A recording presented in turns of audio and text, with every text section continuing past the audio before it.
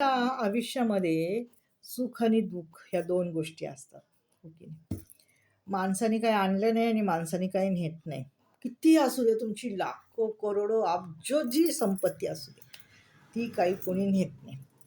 त्यामुळं सांगायचं एक म्हणजे कितीही कुणी जीवाचं आटापिटा करून काही केलं, तर सर्व इथंच ठेवून जायचं.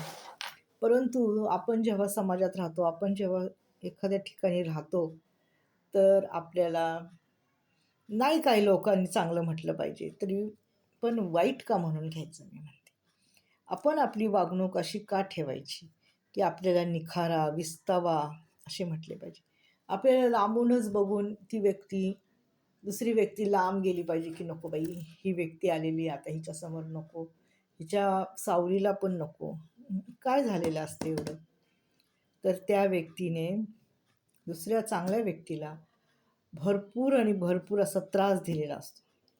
समोरच्याची काही चूक नसताना मग ती व्यक्ती म्हणते, की नाही बाबा, माझ्या आयुष्यातून ही व्यक्ती निघून गेली, खूप चांगलं झालं. कारण का काही लोकं काय असतात, दांडामुळपा करून आपली वेळ साध्य करून घेतात. म्हणजे भांडून-तंडून आपली वेळ मारून न्यायची आणि त्या व्यक्तीकडूनच आपलं काम करून घ्यायचं. अशी लोकं असतात माहिती आणि आहेत. पण आता मला सांगू द्या, की अशा लोकांनी ज्या लोकांनी माझा फायदा करून घेतला ना, ती सर्व लोकं माझ्यापासून लांब झाली.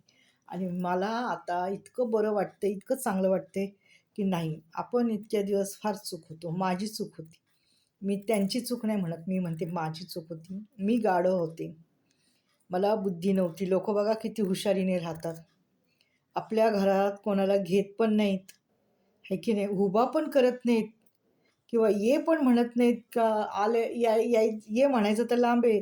गेलं तरी ते लोकं लगेच हाकलून देतात. जा, जा आणि मी किती नालायक असेल ना.